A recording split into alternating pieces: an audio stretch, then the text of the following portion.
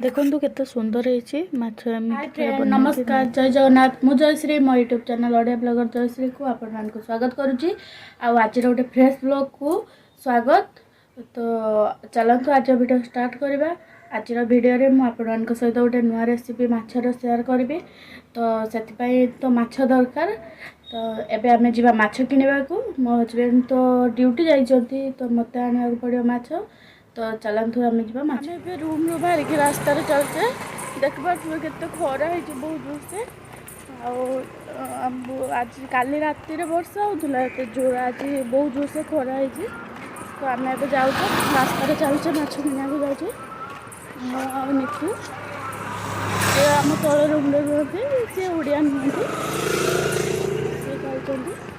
तो आम माछ दुकान पहुँचला सहित कथा आम माछ दुकान आउ टिके समय पर पहुँचा आगर माछ दुकान आम चलिना जाऊँ बहुत आज खरा है भी वर्षा पड़ू ठुपे ठुपे होना एत जो खरा से पुणी ठुपे ठुपे वर्षा पड़ू माछ दुकान को देखे ये चिकेन काटिक रखी आम माछ कटा चलती आम माछ नहीं जीवा।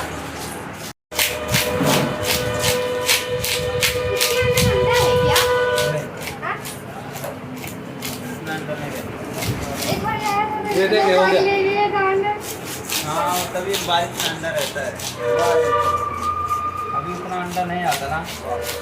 अभी बारिश जैसे खत्म होगा तो अंडा नहीं मिलेगा। मच्छी अंडा वाला अच्छा नहीं है। मच्छी टेस्ट नहीं होता। माछ को मु भल भाव धोई नहीं एम हलदी पकेबा स्वाद अनुसार लुण पकेबा आ टिके टेस्टी लगे मुझे लंका गुंड पकईची ये माछ फ्राई टाइम रे आपण आनी पकातु माछर टिके टेस्ट भल लगे आपको भल भाव में गोले नहीं। एबे आमे जिबा माछ को फ्राई करने को एबे फ्राई करने तेल को भल भाव गरम कर देछि। एबे माछ को पकेबा एथरे देसी माछ पकेबानी नले माछ भांगी जीव दिथर करके मो माछ को फ्राई करने दे माछ को फ्राई होगा छाड़दबा। एबे गोटे पट हो गलानी आपको आम पलटाई दबा आ बेसी भी फ्राई करबानी।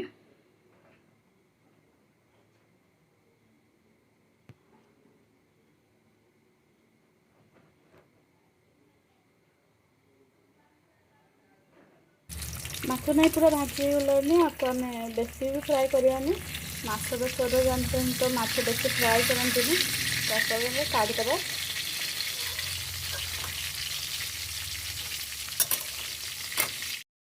सबतक माछ को मुझे फ्राई कर आलू को भी फ्राई करनबा ना माछ तरकारी टेस्ट टे भल लगे ना आलू को फ्राई करने भल लगे।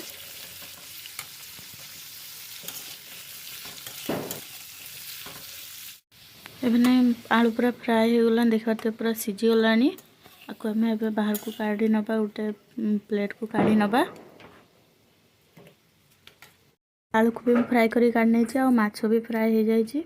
आम मसला बनैबा तरकारी मुझे सोरिष जीरा और पान मधुरी नहीं आपको सुखिला भल भाव ग्राइंड कर नहीं तापर एम रसुण किसी गोटा लंका आ पियाज अल्प पकईकी आपको ग्राइंडिंग करनबा अल्प पानी देकिना। एबे देखुए केते सुंदर फ्राई पूरा ग्राइंडिंग हो। चलते ए माछ तरकारी बनैबा आम पियाज ए पकईदबा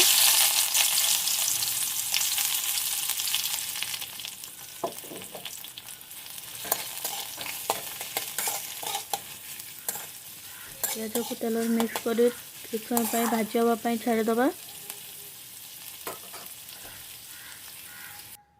देखो ये पियाज नहीं पूरा भाजी गलानी आम ए मसला पकईदबा।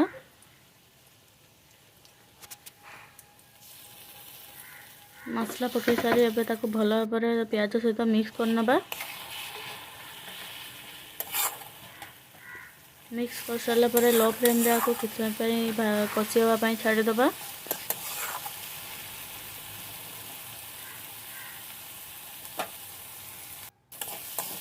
देखो ये प्राय कषि गलानी एथेर आम टमाटो ऐड करदबा। टमाटो को मसला सहित भल भाव मिक्स कर नवा।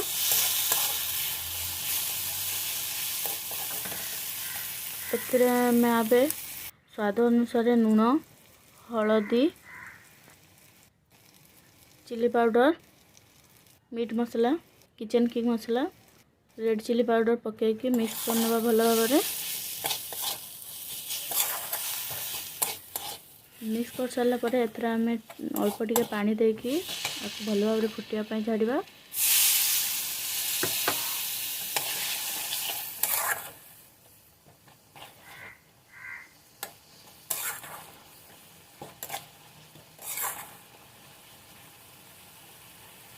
पूरा पानी सुखिला पर आउ थे पुणी पानी देकी आउ टे भल भाव कषा टे पानी देदबा पुणी आउ थे मिक्स करी किछ समय फुटिया छाड़ा।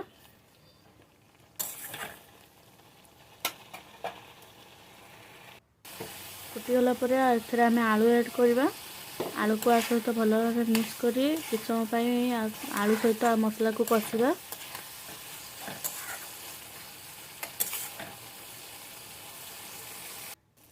देखो तो मसला पूरा कषिगलानी एथर तेल बाहर पड़ानी। एथर आम पानी ऐड करवा।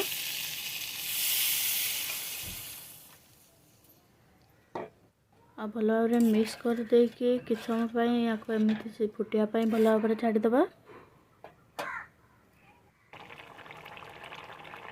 तरकारी भल भाव फुटिला पर एथर आम माछ ऐड करवा। आगरू केबे भी माछ ऐड करवानी कारण नहले माछ पूरा भांगी जीव, तरकारी टेस्ट भल हेनी। यही टाइम रे माछ को ऐड कले माछर ये पूरा ठीक रुए। आपको आम मिक्स करदे भल भाव तापर आपको फुटिया छाड़ीदे किछ समय।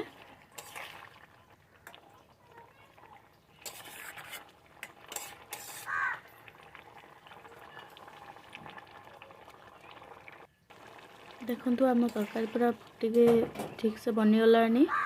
देखंतु या झोल भी पूरा टेक्सचर ठीक अच्छे। आपण मैंने चाहिए आगर भी टे बंद करें। पूरा तरकारी बनिक रेडी हो जाए।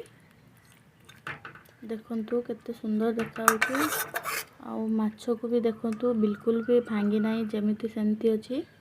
आपण मैंने भी आउे एमती बनई ट्राए करंतु। आपण मैंने तो देखिले मो माछ तरकारी केमती बनैली आपण को केमती लगिला मो माछ तरकारी माछ बेसर प्लीज कमेंट माध्यम में जनइबे। आउ ये ड्यूटी रो आसिले खाइले आपण को कहबे केमती टेस्ट होइछि। खाइ के कुआ केमती होइछि